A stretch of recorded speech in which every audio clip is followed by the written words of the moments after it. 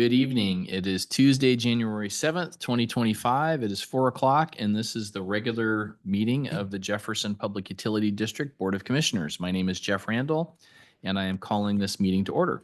Jefferson PUD will be offering both virtual online meetings as well as in-person meetings unless advance notice is provided. Online participant audio will be muted upon entry. Please unmute at the appropriate time to speak, and if you are calling in, use *6 to mute and unmute and *9 to raise a hand to request to speak. Let's do a quick roll call. My name is Jeff Randall. I'm Commissioner for District 1 and President of the Board. Kenneth Collins, Commissioner District 2. Dan Tupper, Commissioner for District 3. All right, we have a quorum. Our next item is agenda review. Do we have any changes to the agenda tonight? Yes, we would like to add an executive session, possible legal action, and Joel will have to give us the number. Okay, so that would happen last item on the agenda then. Okay, and Joel, you'll have that description for us. Can you actually list that description now? Is Joel still there? Give me 1 minute. Okay. So that 5 under new business. After the co-bank. Okay. So an executive session for a possible legal matter. We'll have the exact language once we get there. And so are there any other changes to the agenda? Okay. Move approval of the agenda as amended. I'll second. Okay. All in favor of the proposed modified agenda, please indicate by saying aye. Aye. Aye. Aye. All right. Now we have public comment for things not on the agenda. The public comment period allows members of the public to comment limited to 3 minutes each on any items not specifically listed on the agenda or for items listed on the consent agenda. Prior to any public comment, members of the public must first be recognized by the president and are not permitted to disrupt, disturb, or otherwise impede the orderly conduct and fair progress of the commission's meeting. After an initial warning by the president, individuals who intentionally violate these guidelines through actual disruption of the commission meeting will be dropped from the meeting. Do we have anybody who would like to comment on things not on the agenda or on consent agenda? Phil's hand. Okay, nobody in the room, and it looks like Phil is online. So Phil, you're up. Hey, thank you. Yeah, I hope you can all hear me okay. We can hear you. Fire away. Great. So at the last meeting that I attended, there was quite a discussion about broadband transport rates and things around that broadband service. I wanted to comment that that isn't directly related to the transport rates, but it's related to the residential service that the PUD is offering over the public fiber. And as a longtime residential customer myself of various internet service providers, I generally manage my own equipment, but most of the people I know don't. And one of the things I find most annoying about internet service providers is the add-on cost per month for adding a additional node on your main router network to extend your coverage around your house. And I think as I saw on the broadband webpage, it's $10 a month, which is pretty much standard. But I think that after some period of time, it's like the old deal where they rented your telephone that you hung on the wall. Eventually, it just seems like you've paid for the device and the service that you receive for support for your connection isn't really any different whether you have a extender node or not. So it just seems onerous, and it seems a way that the PUD could differentiate their service from the rest of the commercial providers by not charging that $10 a month or having it fade away or charge less or do something different. That just seems like too much of the same to me. So that's my comment. Thank you. Okay. So just so to clarify that we got your comment right, is that a fee that you recognize that what he was talking about that we've got in our fee structure, $10 a month for this additional area? Correct. If you wanted to add a mesh device to your monthly service package, it is $10 per month. Okay. And then the rest of the equipment is included in the cost of the service. So, right? The rest Right, of our, either the router or the router modem combo is included in the. and if cost. something fails, we replace it at Correct. our cost. But this idea of a $10 a month thing, is that something staff would consider of how perpetual that fee would be? Yeah, it is standard. We are providing the equipment. We're responsible for it. We will maintain it and we will do the remote troubleshooting for it. So we think it's worth the cost we're charging for it. I understand what Mr. Stover is talking about, but we're going to be delivering a higher level of service than most providers. Is there any ability for somebody who buys that? If people are okay with me asking a couple questions. Go on this ahead. one. Yeah, is there any, not knowing this equipment, could they buy an aftermarket thing to boost the signal and not have to pay rent? They could, but the problem is if the compatibility is not, it's probably not going to be compatible. If they have a high degree of technical skill, they can make it compatible.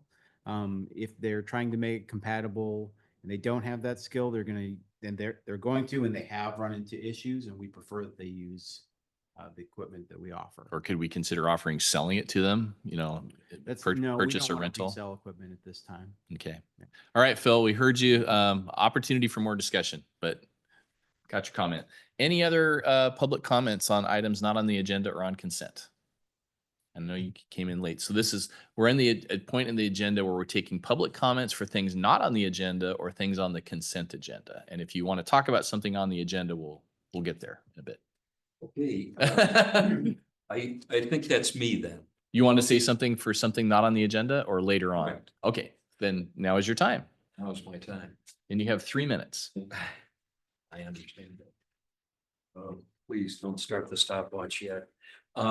I sent you something in advance. I know that Kevin had a chance to read it in detail. I have an abbreviated version of that I can hand you if that's helpful.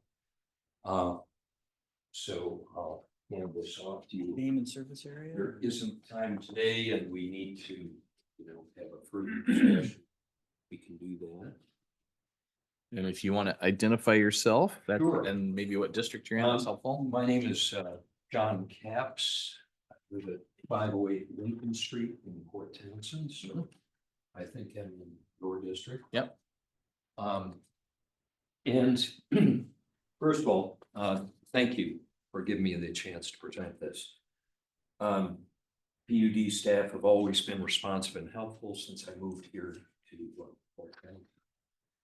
So this is about my house and what I think is a unique situation that isn't, there's a bit of vagueness in the RCW concerning aggregation of meters following solar energy.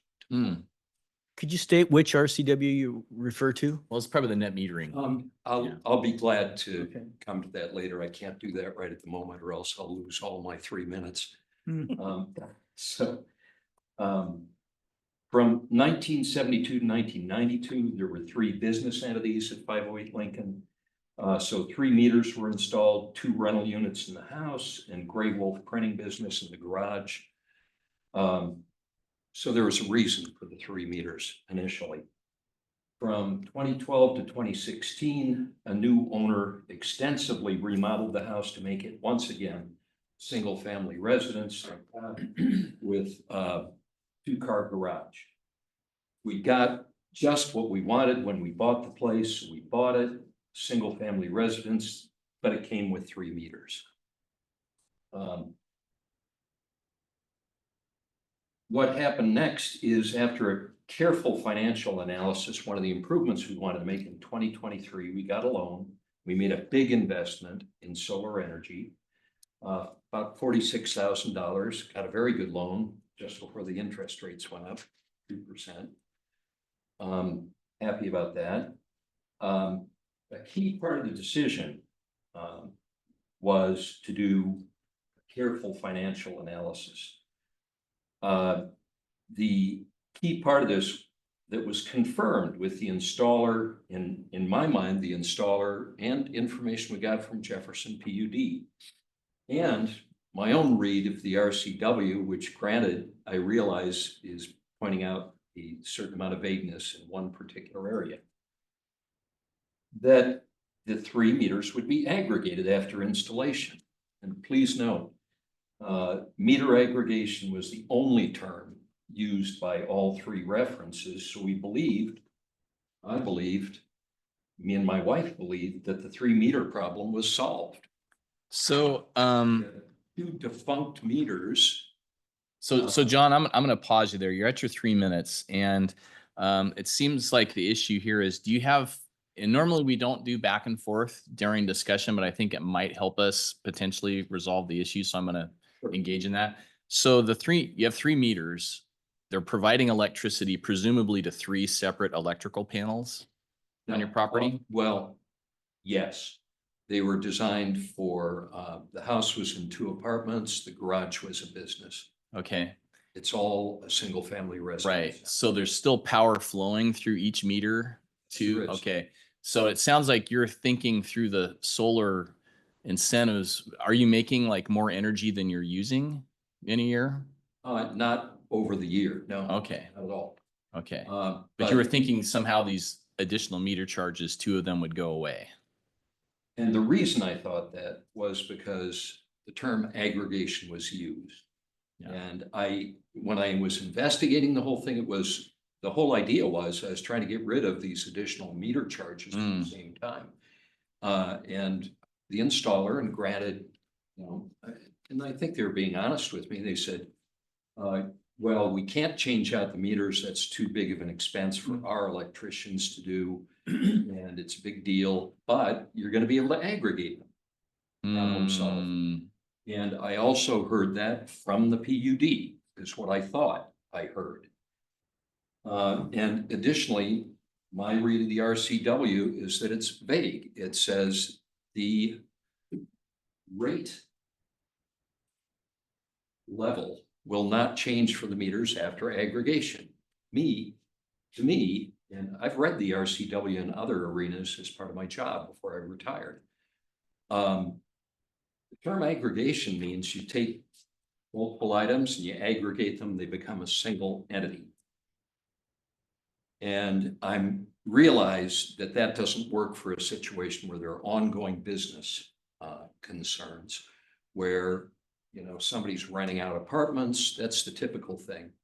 And there's a reason to have these different setups, even if there's a single owner and a single account owner for the overall account. Mm-hmm. In my case, those reasons went away 20 years ago and then some. Right. And my thinking is, although it's an unusual circumstance, you have the ability to look at this and to say, I know, and Kevin explained this to me again, that the desirable thing is for me to remove the 2 non-essential meters and pay for rerouting electrical service. And I would submit that is a cost prohibitive situation for me. It's an additional $5,000, and it does no good to the PUD. You've reduced the labor in monitoring these different these different meters rather, and you're already doing aggregated billing. I'm already a single entity on the billing side, and I no longer have a reason for these meters to even exist. Okay, so John, I'm going to cut you off there. We have a long meeting tonight, including an executive session. What I'm going to suggest is I'm happy to talk to you outside the meeting. I used to work in the solar industry. I understand the basis for the meter charges and stuff, and let's talk about this and handle it offline. And I'm not sure if we're going to be able to help you or not, but I think I understand the situation, and I'm happy to talk to you more about it. That's great. Okay. I will follow up with you. Okay. At your leisure, and Okay. we'll make it work. Okay. The only thing I'll say is I think you have the ability here to choose a unique solution or a unique setup, and it won't come back at you, because I don't think there are too many people in my situation where the businesses went away. Okay, we got you. So I don't have your number on here, so I don't know if you want to write your number on one of these. Oh, I'm sorry. So, and I know that's, You have it on the one I sent you via. On the email? Yeah. Okay. So, and I know that staff and the general manager are aware of the situation. I'd be curious again on legal counsel's interpretation of the RCW and our PUD responsibility by policy to know where we fall in all of that in this particular instance, or if there is anything, that applies or not. So again, that's one thing I'd like to see as part of this process is that legal counsel gives a little bit of weight into this too. I don't want to set precedents. I realize this may be a one-off. I This just- may be 1 in there- 20,000. I don't There know. may not even be an issue. So I do have a number two, is the 0206 number.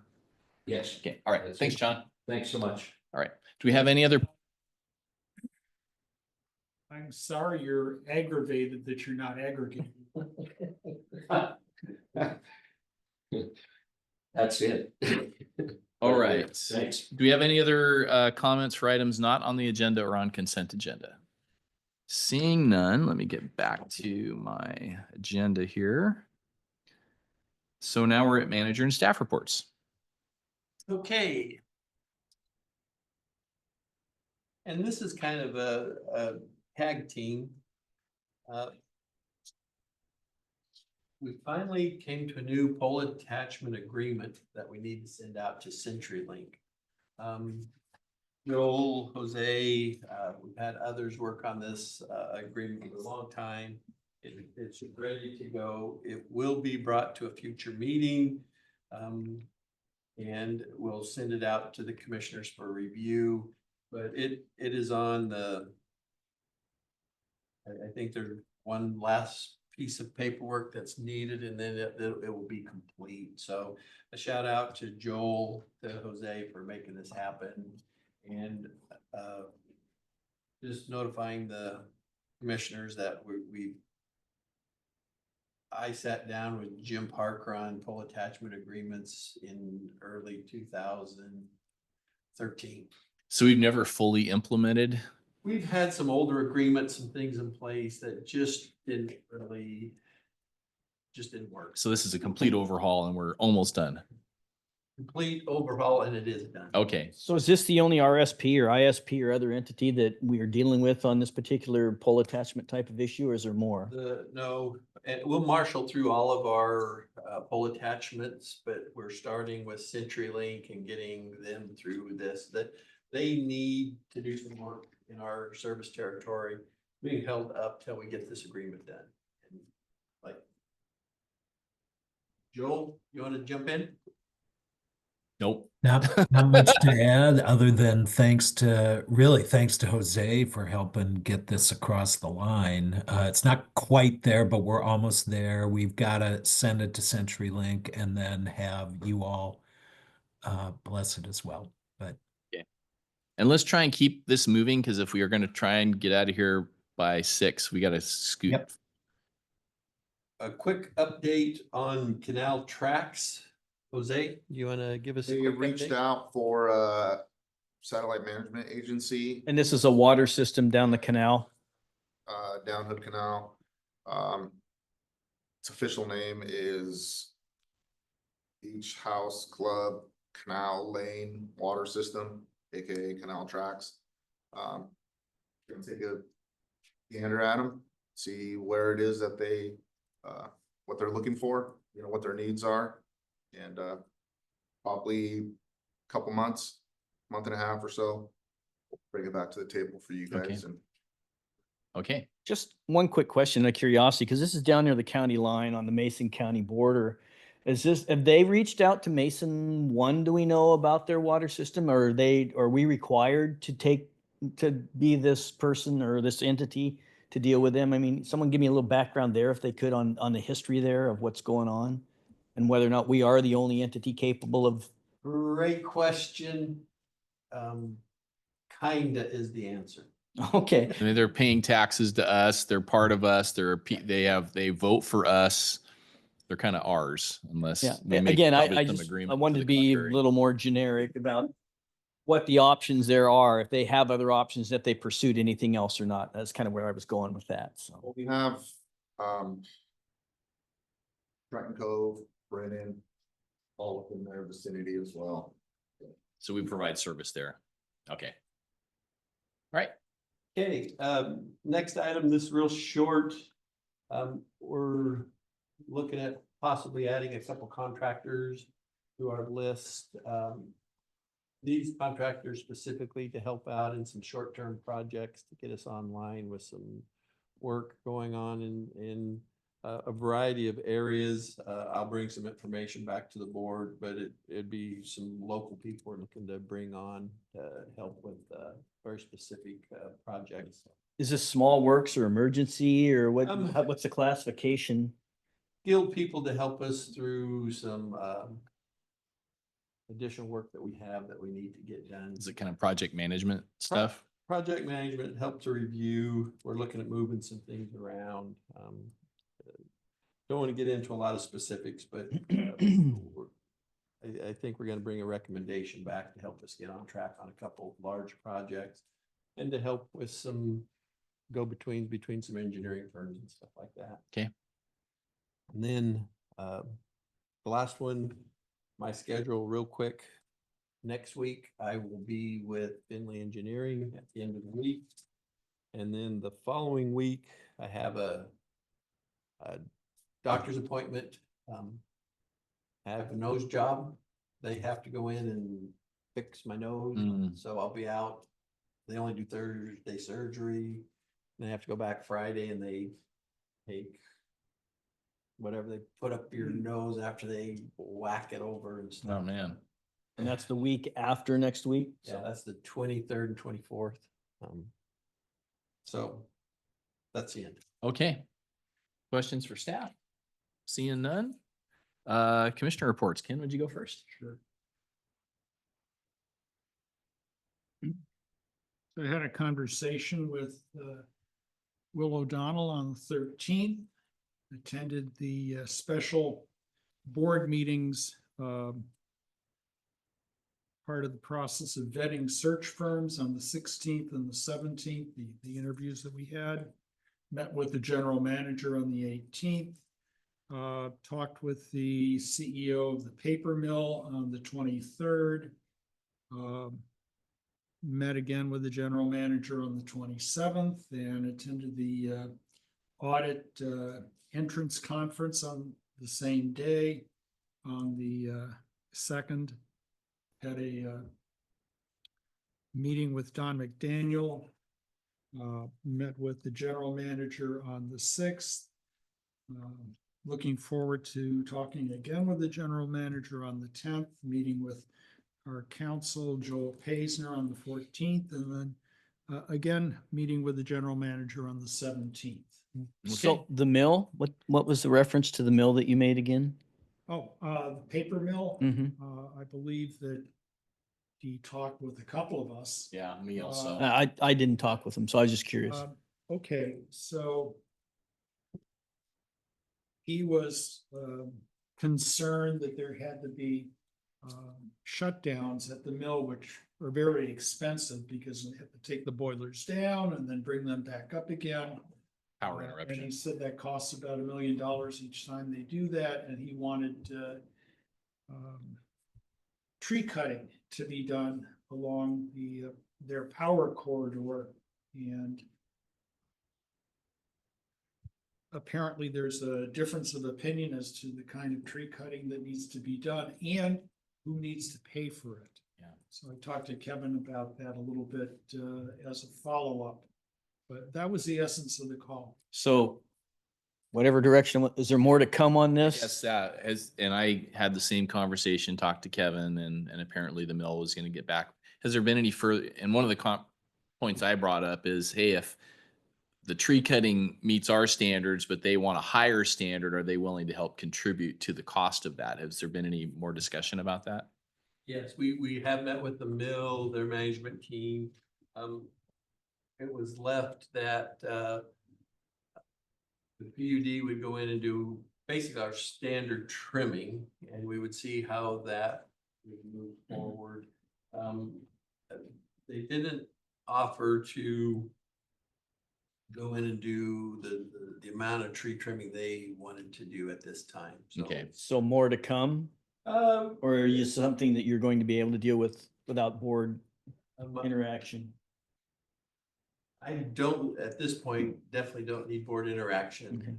Scott Bancroft is gonna, we have a contract out with our tree trimmers. They start here in, I think, 2 weeks, he said.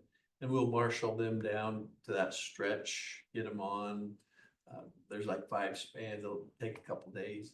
We'll do our part, and then if there's, I'm assuming if there continues to be additional problems, that is determined from there, maybe, we'll do I guess additional work. one last quick question, so it's kind of new to me. Is there any legal work to be done here? Is this just all going to be within contracts or? What we're doing now is within what we should do, and, there's no legal. Joel is kind of aware of the situation. He's Okay. looked at the contract. The mill has had, some outages. And the stretch of line from Fairmont BK Station to Irondale, we own. But they pay capacity on it. And so that's the stretch, but there's been several issues that have caused the mill problem. So one of the things I talked to, and this is Rob, what's his name, Kreisenbeck, that literally a second interruption causes their system to trip offline, and then they have this very onerous process of once things go down, how hard it is to bring them all back up again. And one of the questions I had for him is, gee, with so much exposure, do mills normally have like some sort of backup power? And he's like, yeah, and ours can't fully do that right now. So that's something they realize they have some responsibilities to, because we can't guarantee 100% power 24/7 forever. And I've been around a long time. I know the management, the mill has changed hands several times. It's a new manager in the recently. recent past. So my question would be, last question, we'll get off this. Again, I'm just trying to get up to speed. Yeah. Is this something that was happening before and it's just now being brought to our attention? I mean, how long has this been going on? Have other management groups just overlooked this or dealt with it? I mean, why are we hearing now and why didn't we hear 10 years ago? So 2 or 3 managers ago, we had a great working relationship. Mike Kraft happened to be the manager at that time. We had a constant dialogue. We did certain things, they did certain things. They had outages. The next group, we had a good relationship with. Again, they had outages, but it was part of doing business. Then the group that's there now, newer group, lack of a better term, they chose to go to the commission. In the past, it was just staff working through these issues and working on it. This group wants to involve the commissioners, which, you know, technically they're a customer of ours. So, and so that's why you guys are hearing it. The frequency, number of outages hasn't changed. Some Yeah. years there's more, some years there's less. I think it just so happened that this manager came on and there was one that was related to BPA. It wasn't us, you know. So he got hit with a bunch, and he's been charged with trying to improve efficiency, and that's what his background is. His background is operations and number crunching. So, and it was a very pleasant call. And they very much want to work with us, and they recognize they've got equipment on their side of things that creates problems. So it was very much a collaborative kind of call. No, and it's helpful. I don't need to be involved at this Yeah. point. I just was curious. I mean, And if you ever wanted a tour, I'm sure they'd give you one, because they were very happy to give me one when I wanted one. no worries. Okay. I'm familiar with their operation. You're up. Okay, so I attended the NOAANET meeting on December 11th via Zoom. They've got they had 98 days of liquidity. That's a new high mark for them. The revenues are above budget and still trending up for the remainder of the year. Expenses were also up a little, but they're still at 117% of budgeted revenue. NOAANET is expanding its service with Energy Northwest.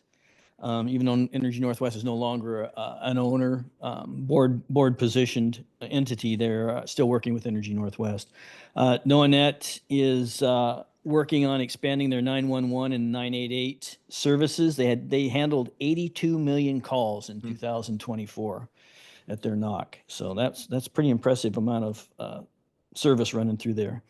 NOADET is one of about a dozen or so entities that is involved in a $1 billion federal service contract. I met with Kevin Street on December 13th and attended the PUD holiday gathering later that day. Thank you to all the employees for all the hard work you did in 2024. I attended the BOC special meetings on December 16th and 17th to interview and obviously access search firms to perform our GM search. By invitation, I attended the East Jefferson Rotary meeting on December 19th. I talked about my time as a commissioner and some of the things that we were working on for 2025. One member thanked our communications team for the quality and breadth of our newsletter and the website. So they find that very helpful. So there you go. There a kudo from the public, just passing that on to the communications group. I attended the state auditor presentation on Clean Energy Transformation Act compliance audit on December 20th. I took my oath of office for this new 6-year term as PUD Commissioner for District 3 at the Jefferson County Auditor's Office on December 23rd. I met with the General Manager Street on the 27th and attended the State Auditor's Accountability Audit Entrance Conference as part of that meeting. I met with Kevin Street on January 3rd, and I attended the Fire Chiefs meeting on January 6th via Zoom. I'm going to attend, I'm registered for the PPC Members Forum via Zoom on January 8th and also the PPC Board of Directors meeting via Zoom on January 9th.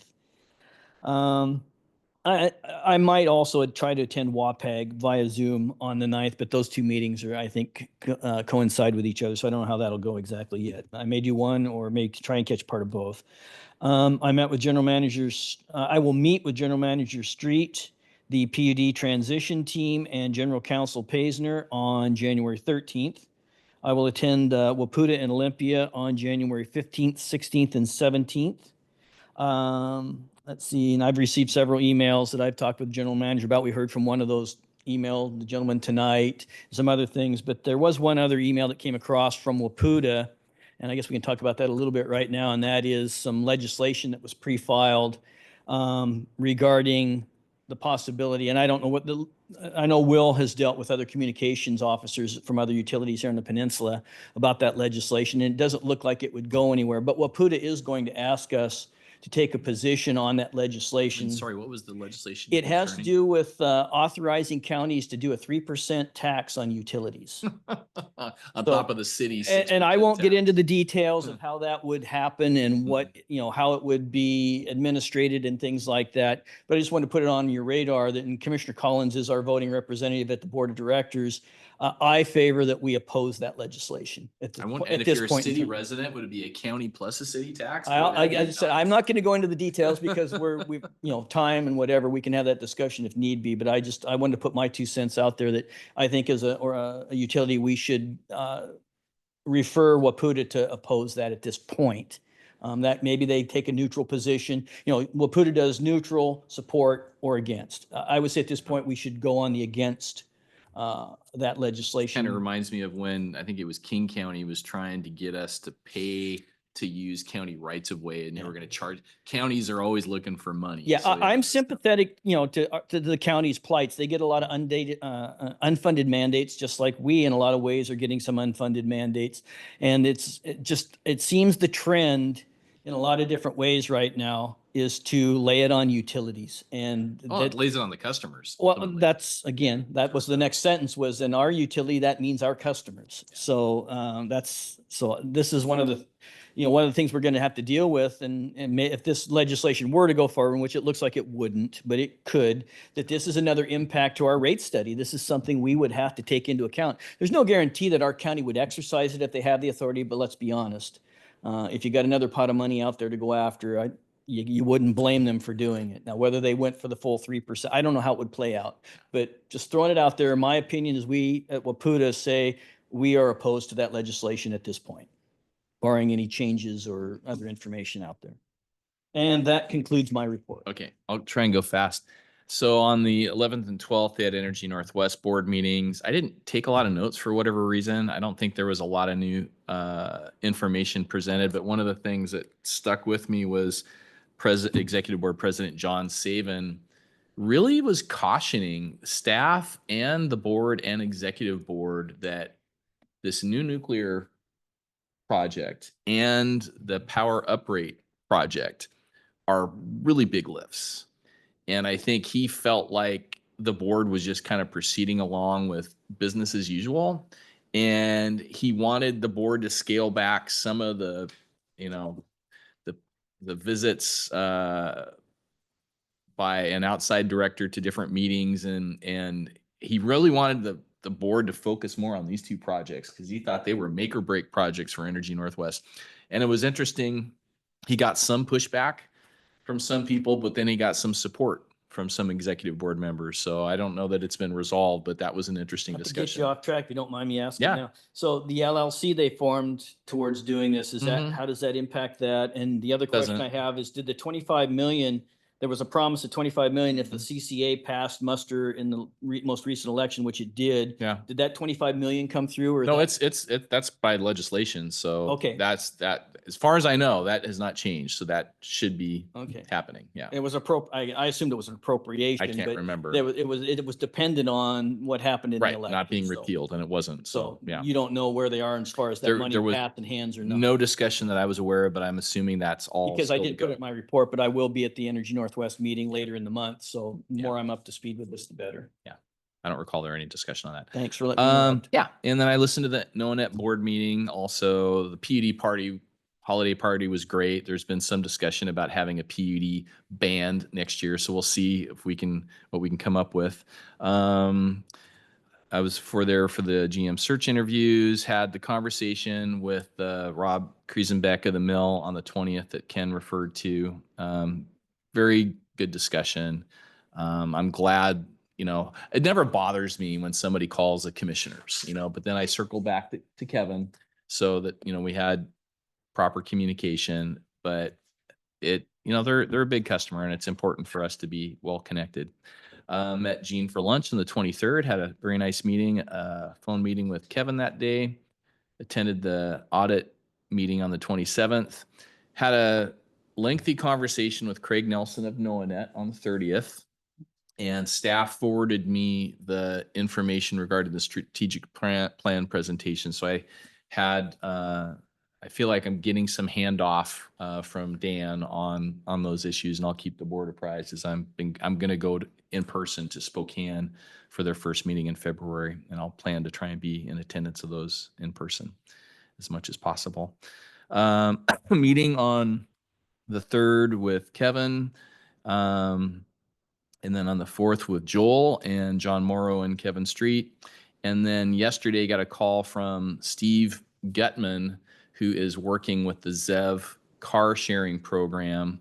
And we currently have 2 of these cars in town, one in front of the Chamber of Commerce building and one up by that new affordable housing project by QFC. And basically, the Bonneville Environmental Foundation has money that they would like to contribute to expand that program. And they're asking ZEV to reach out to public utility partners and see if any of us are interested in helping them boost the program. And he said it would be a small match, but could increase potentially the number of these cars in our county. And right now they're both in port towns, and I don't think they would be limited to that. And basically for $5 an hour, it provides cheap transportation to people who don't have a car. So I just said, thanks for calling. And I forwarded the emails to Will and Gene and Jameson and Kevin. So anyway, and his idea was, since that clean energy funding is still around, that might be something we could use a little bit of that for, but it could help people in our community. Anyway, just pass that on. And then I'll be on the 14th, we're going to have our special board meeting, and I'm going to be meeting with the transition team that day, and then later with Joel, and I'll be in person at Waputa in January. So that's my report. I don't think we're having that special board meeting. On the 14th was canceled. It was? Last I saw, yeah. Okay. The email came through. I don't think it's changed since that email. All right. I missed it. Thank you. Well, I missed it the first time because I didn't have it on my calendar. It's like, well, okay, well, I don't have to worry about missing because I didn't have it on there to begin with. Okay. Thank you for Could've catching me afforded on that one. So a But couple the quick- transition team things are still happening. Couple Okay. quick things too, is maybe I put staff on the spot, Will and Kevin, a little bit. At the Christmas party, we gave out service awards. I mean, kind of years of service. Do you remember? I know we had 125 employee pin. I mean, we're getting people that have been around now for 10 or 15 years, you know, and I just wanted to point out, you know, we've been electric for 10 years now, but just to, you know, show that we've got some people who've been with us a while, and just again, to thank them for everything they're doing. So. Yeah. You guys want Okay. to add anything to that? I think I was accurate there, am I not? Yes, okay. I want to, if you don't mind, I want to give a shout out to Stephanie Witheridge. She's our HR coordinator, and she made sure that all the pins were organized, and Will and Kevin distributed them along with Annette. So thank you, everyone. Yeah. So it's great to be given that recognition. So. Yeah, it was fun. And one other quick thing, and that's for you on knowing it. Mhm. Again, you know, obviously you can't divulge a lot of certain things because again, as the board member now, you will be privy to executive session. There's some things going on there. Did you and Craig have a discussion about any of that? No. Without any detail, but so that's something you may ask Craig about going in before that first meeting of what all they may have going on behind the scenes. Yeah. So, and I don't know. He did mention that I could talk to their attorney about any matters. And that would Ryan. probably be the appropriate way to ask that question. Then it's not breaching the confidentiality. Correct, Joel? If I have questions about executive sessions that have occurred with Noanet, would that be the appropriate route to go? You know, I don't represent, no, Yeah. but it would generally, that would be the best way to go. And he did say I could be. I'm just putting it on your radar. In fact, Commissioner, I'd recommend that you reach out to Ryan and have a I'll do that. And the only thing, you know, literally, I don't know that how it would be confidential because it was just about the strategic stuff is what we Yeah, talked about. like I said, there's another component, just like we have here, we have executive sessions, they do there as well. Right. There's some things that, you know, you're just not able to talk about out in the open. the So you big- should be yeah. totally brought up to speed before you show up at that meeting. And the big thing one of the big things he wanted to go over was the difference between the formal Noanet board representative and then the PUD rep to Noanet. So when we have an issue where we feel like somebody needs to advocate for Jefferson PUD in front of the Noanet board, that needs to be, I don't know if you call it the member rep. What's the formal name? Member rep. That needs to be the member rep, and then the person who's the formal Noanet board member can't take off their Noanet board member jersey. Well, they have to keep it on. So You that know, was the only. As a thing. rebel and a cowboy, it's better sometimes to ask for forgiveness okay. than permission. Sometimes you got to break things to figure out where the lines are, you know. So that's all right. That's all I'll say. There you go. So consent. Yeah, we're Jefferson. We're not easy. No, it's in our DNA. Consent agenda is next. Do we have any changes to the consent agenda? Was there any follow-up on the financial? I know it said in there they would come later, right? No financial report for this agenda, so. It will be ready for next agenda. And that looks like a rewrite, because originally I thought it said it will be something else. I thought it was worded differently in the original copy of the agenda that So we'll have a financial report for the next meeting. Correct. Okay. Okay. No worries. So I will make the motion to approve the consent agenda as presented. Second, All in favor of approving the consent agenda, please indicate by saying aye. aye. Aye. Aye. Consent agenda is approved. And then we have, I just jumped off it like a dummy. Get back up. Now I've totally lost my agenda. Come back. All right. Did we have anything under old business while I struggle to? No, Okay. So, see, I'm not crazy. It's listed right there, BOC special meeting on the calendar. So anyway, that got canceled and I didn't see the email. We were gonna have Energy Northwest do a grant. Oh, okay. 14th didn't work. They couldn't make that work. Okay. You're still talking to them about when that can work. Okay. Thanks for that. Okay. New business, COLA for non-exempt employees resolution. And I'm gonna have Mike jump in. This is something we do every year at this time, so it's something we're all used to seeing. Mike? Yeah, so this is just following up, getting ready to do our COLA for 2025 for the non-reps. Looking at a 5% COLA increase, but this year we also would like to give the non-reps The same PUD provided benefits for the HRA VIBA employer contributions and the DCP match that were given to the IBEW represented employees through their contract. So we're just asking that as part of the resolution that the board approves the 5% COLA, which was included in the budget that was approved back in October for 25, and then the additional benefits for VIBA and for DCP match, which would take it. And Melanie can help me. I'm not sure what the VIBA is, but I think the match for the DCP would be up to 9%, so 4.5% if I'm That's correct, Mike. So currently it's we match up to 4%. That would increase to 4.5%. And the HRA VIBA employer contribution would increase from $50 to $75 per month. So there's no resolution in this packet that I'm seeing. Or is- There should, yes, there's the 2025, there's underneath it, there should be the resolution for it. I think I downloaded what was on the internet and it wasn't there. Page 58. I'm here, Jeff, mine has it, I just. Yeah, it's page 58 of 70 of the 58 and 59 of the packet, Jeff. 58 is disclosure of conflict interest. If Jeff downloaded it, it would be the old version. So basically we don't have the new one on the website. No, it was in the newest packet. The website is a live document, so if you had downloaded it, you'd have. Okay. So I don't have any other discussion. You know what, I on it. probably- Did you want a motion? Give me Just a moment so I can get it in front of me. Don't know why that's not working. Agenda packet. Bear with me just a second. Okay. Oh, there's all sorts of stuff here. Yeah, somehow I must have downloaded this. Okay, so we have a resolution establishing a salary cost of living adjustment for non-represented employees. Okay. Yeah, I guess if the other commissioners don't have any questions, the one thing that it makes me think about is how is our PUD perceived by the citizens of this county?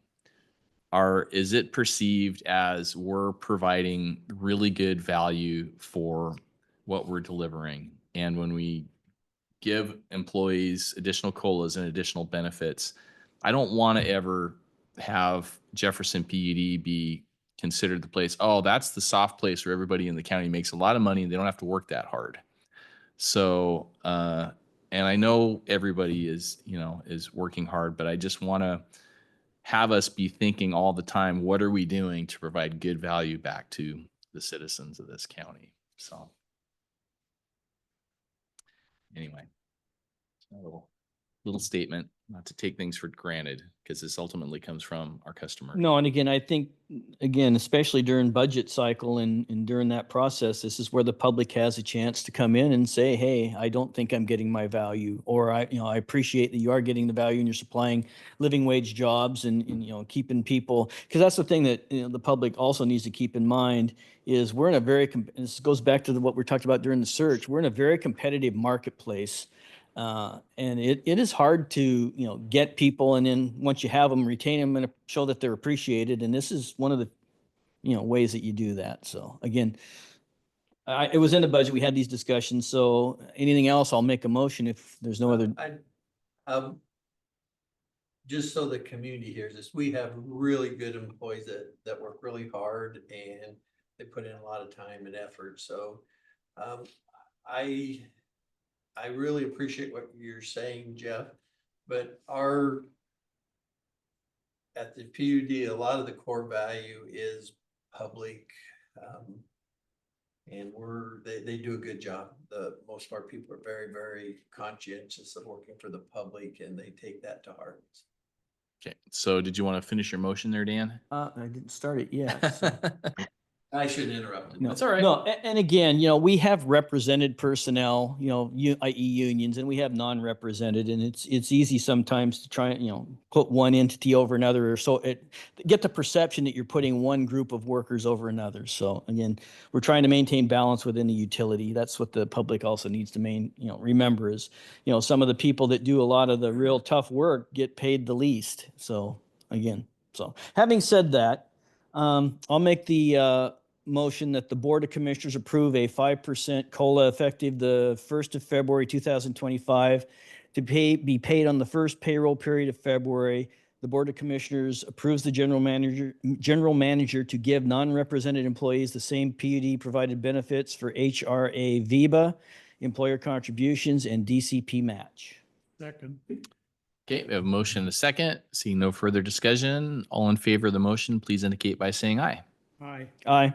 Aye. Okay, next item on the agenda is conflict of interest. So Joel, you gonna lead us on this one? I sure can, as I think you're all aware and have done now since Commissioner Tupper is bringing up the rear in terms of entering his second term as commissioner, that annually RCW 4223 requires the disclosure of any conflicts of interest that you may have. I can go through what those are if you have questions, but it's basically, are you receiving any benefits from contractors or people who have significant interests with the PUD and the like? You would have to disclose those to the public and your fellow commissioners. So as Dan Tupper, Commissioner for District 3, I'm unaware of any conflicts that would disqualify or hinder me from the execution of my duties as a PUD Commissioner for the year of 2025. Is that sufficient? That's sufficient. Thank you. Commissioner Collins, can you go next? Yes, I can. I'm not aware of any conflicts of interest per the articles identified here that would constitute a conflict of interest. Thank you.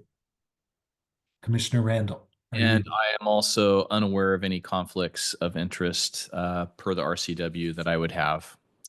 So no conflicts. Okay, and with that, thank you very much. And just note that to the extent something would arise that you believe in, reasonably would constitute a conflict, you'd be, first let me know, but second, you'd be required to disclose that before taking any votes. Thank you. Thank you. Thank you all. Moving on to the next one, electrical contractor pre-qualification list. So Kevin? I'm gonna, Oh, Mike. unless Kevin wants to go. Nope, you go, man. Okay, so this is an annual thing that we have to do per RCW 54.04.080 and RCW 54.04.085. We have to get a list of pre-qualified workers, electrical contractor workers that before they can do work. On our list, we've done through Karen Abbott, our contract specialist, and myself have reviewed their applications, and we're now just bringing forth the list of qualified candidates and looking for a motion to add the aforementioned contractors to the district's 2025 list of pre-qualified contractors for electrical facility construction or improvement per the two RCWs I listed before. And I don't know if Kevin has anything he wants to add because he normally does do this, but I jumped in on this one this year. It's a yearly requirement. The contractors have to supply all the required RCW paperwork. We hope you approve them. Okay, One questions? quick question. Was there anyone who applied who was disqualified or ineligible, just out of curiosity, or did everybody that applied get put to the list? Everybody that I saw, Dan, got approved, and I review mainly the financials. There was a couple that we had to go and ask a couple of questions on, just the way they presented their information, because some of these are private companies. They don't like to share their information, so we have to go get it a little bit differently. But as far as I know, nobody was disqualified from the list that applied. So I will move that the board approve a motion to add the aforementioned contractors to the director's 2025 list of pre-qualified contractors for electrical facility construction or improvement per RCW 54.04.080 and RCW 54.04.085. I will second the motion. Okay, we have a motion to add the aforementioned contractors to the district's 2025 list. All in favor of their motion, please indicate by saying aye. Aye. Aye. Aye. Done. Thanks, Mike. All right. Next and the second to last item on the agenda is the CoBank presentation. Is that Mike again? Yes, it is. And let's see if I can get this working right here.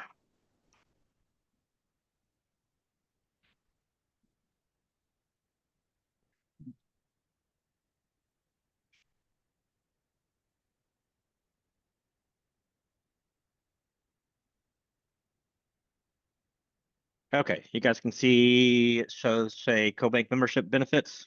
Yep, you're up. Okay. So this is we've talked about doing CoBank over the last year. I know Jeff, you met with some of the CoBank representatives with me. Dan met with CoBank representatives with me. Kevin's met with CoBank representatives as well. And so now we're just bringing this forth because we went to CoBank and they were able to get a letter of intent to help with our bead application.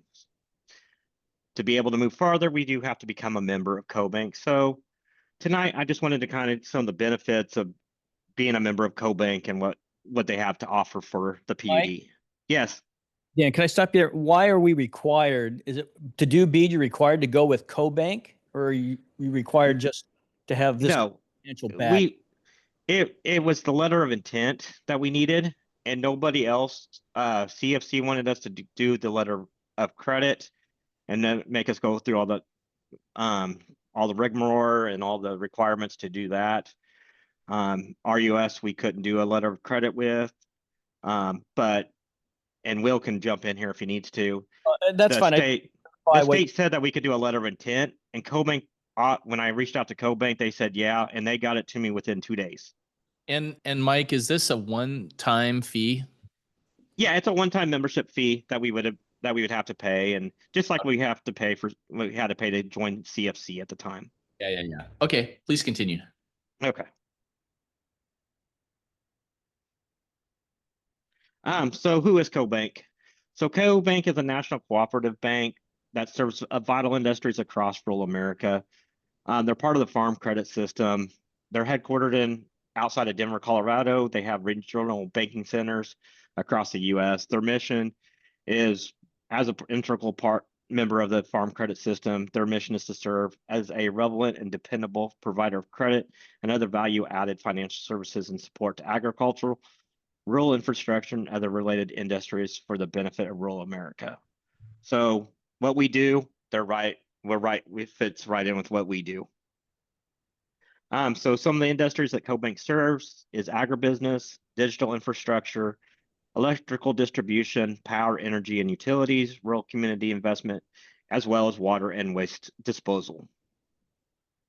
Some of the solutions they have for electric, they can offer multiple loans, cash management, investment, beacon, electrical vehicles, broadband, are all the different types of things that they can find financing for. And on the water and wastewater, they can help us with lines of credits, term project financing, help us refinance the USDA interim financing. They can also help with the notes and bonds if we want to go that route. And then, well, with the cash management, which helps us to invest our money that we're not investing right now. Hey, Mike, before you get off that page, a couple quick questions, a little more detail. Again, having this line of credit would be one thing, utilizing is another. I get that. What kind of interest rates and terms are we talking about with this line of credit? You don't have to get into a lot of detail, but just a general, idea. And on the refinancing, do we have debt that needs to be refinanced? And then on the cash management, is that a service that's provided with this membership, or is this something that's an a la carte that we would have to pay more to get that service as well? Sorry, if you need help, I can come back to them. No. So line of credit would just depend on, it's like most line of credits, it's at the time that you draw down the money, what the interest rates would be. I don't know what their current rates are right now. I didn't get that, Dan. But it's been, I mean, it's not that much more than what I think. It's probably, I'm gonna say 5 or 6%. Don't quote me on that. I don't know for sure. But they've been a little bit lower even than what CFC has been when I've checked on rates for different loans. We don't currently have anything that needs to be refinanced because we have most of our water loans, especially, are through the state that are low interest right now. That's not always going to be the case. Maybe, we don't know, or not enough money all the time to cover projects. And the one big loan that we have is through USDA, which that's federal money, federal backed money. So it's a pretty low interest rate as well on that one. The cash management, it is a service that there would be a little bit, I think, it's been a while. It's been almost a year since I've had them give a presentation to me on cash management. If there is a little bit of a fee, that an interest that we would earn off the investments would help pay for that, Dan. So it would be a kind of a net zero type thing. Thanks. It's better to ask these now if we're looking at taking this up at the end of the discussion. So, Okay, please continue, Mike. All right. So what some of the benefits to the PUD? Again, it's the cash management. Right now, we aren't really investing any of our money, and when it was with the county and they were investing in the state pool, we were making less than 1%. When they were showing it, in the investments that they could do, they were making 5% on some of their investments. So it just depends on where and how aggressive we want to be on our investments. Okay. Vehicle purchases, they can help us with lines of credits to help with our vehicles, where we can pay for our vehicles over time, instead of doing it through paying all of our cash out at one time. There is a farm credit leasing. Right now, we're not able to use that because we're a government agency. Otherwise, we would be able to lease vehicles through them and pay over time. It just gives us some additional financing options available, for projects. We have a lot of projects that need to be done. And then there also is that possible future leasing options of either vehicles, equipment, or anything else that we might need. They offer a lot of different options. And there's a lot of organizations, Alaska Power and Telephone, who we bought the 193 Auto Street, uses them. Alpalco uses them for some things. The co-op I came from in Oregon, Consumers Power, they actually just switched to the cash management with them within the last year or two. So there's a lot of co-ops and a lot of utilities that are switching to co-bank more and more. So that they just offer us quite a bit. Okay. So what is needed next is just a resolution authorizing the PUD to pay it's $1,000 membership fee to become a member of CoBank, and then also the resolution authorizing line of credit in the amount of up to $4 million, because that's what we got the letter of intent for in support of our BEAD. Joel has been reviewing some of this information. We're not ready for any action tonight. This is just kind of the first touch for the board, but Joel, because they've been trying to get me to become a member, for the PUD to become members for over a year now. And Joel has looked. I think he's comfortable with most of the stuff. There's probably a little bit. I just have to say that for us to enter into this line of credit with CoBank, we'll have to run it by our bond counsel. Yeah, and they're aware of it. and what about RUS? Are there any stipulations with RUS that we run into with this? They would, well, Mike, go ahead. I'll follow up. No, we would let our GFR Rodney Peach with RUS know that we're doing it, but there isn't, as far as I know, there isn't any issues with RUS. If I could, all of the loan documents are put RUS in first position. So CoBank, just like CFC, assumes RUS to be in the first position. And this is a second position, but similarly, they're used, CoBank, like other entities, are used to taking land or real estate as security, and PUDs in Washington State are unable to do that. That's why we need to have bond counsel take a look at it. But this would assume that RUS is in the first position. Yeah. I would like to clarify, this is for the BEAD grant. Yes, we have to have this in order to apply. So the money is through the grant so that they know they're gonna get the money. If we run short of cash, this is what this is for. Right. So the payback is basically in the grant itself. Right. So. Right. It's a little, we still have to jump through all the hoops, but the money's guaranteed through the grant. So I guess that answers one of the questions I was going to ask, and it's why doesn't the current $5 million line of credit that we have qualify us? It's because it's not tied to the grant. Okay. All right. So Mike, this is the first touch. So will we be seeing this at the next board meeting, or do we know when it'll come back? Depend on. It just depends on if, whether you guys had more questions. Like Joel said, Joel and Bond will have bond counsel look at the stuff because they have sent us the paperwork. I probably need to reach out, make sure we have updated information from CoBank on everything. I don't know, Kevin, do we want this, the resolutions for next time, or do we want to wait and do them in February and give everybody time? So that what timeline, because The BEAD for stuff. the bead Yeah. stuff, this has to be part of it. So I don't know, do we need the resolution next board meeting?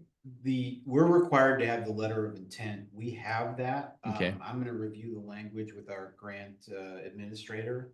If that's required, we don't have to hurry, but we may have to. It'd be nice to find out what your timelines are, because it sounds like this whole bond council, all these discussions, attorneys don't necessarily go super fast all the time. So find out what your Our bond counsel is busy. So what, can I just ask one quick question?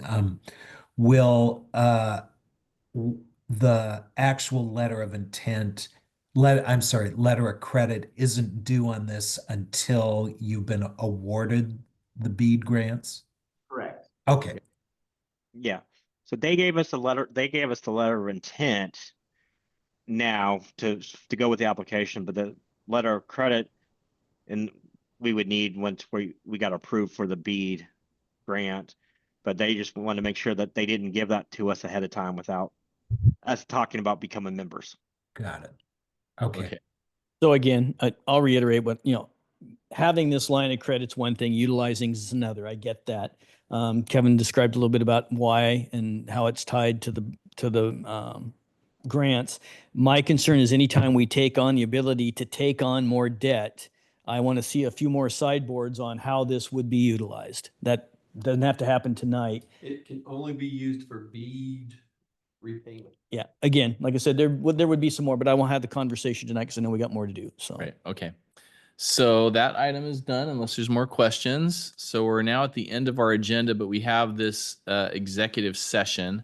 So Joel, what is the RCW that we're working with in the language? In the chat. So I can tell you, Can you click on it? Will? it's RCW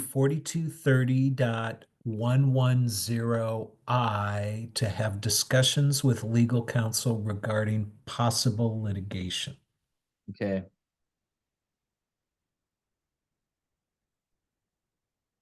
Got it. All right, so we are about to go into executive session, and I propose that it be for 45 minutes. And it will be executive session for the purpose of RCW 42.30.110 subsection I, correct? Joel? Sorry. Yes, I just had to unmute myself. Yes, subsection I. To have discussions with legal counsel for possible litigation. And we are now going into executive session. Thank you.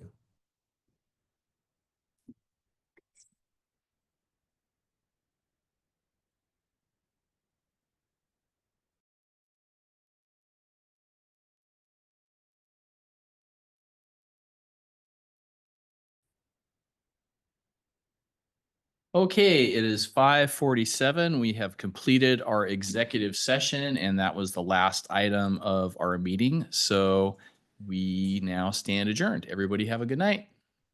Good night. Good night. Thanks, everyone.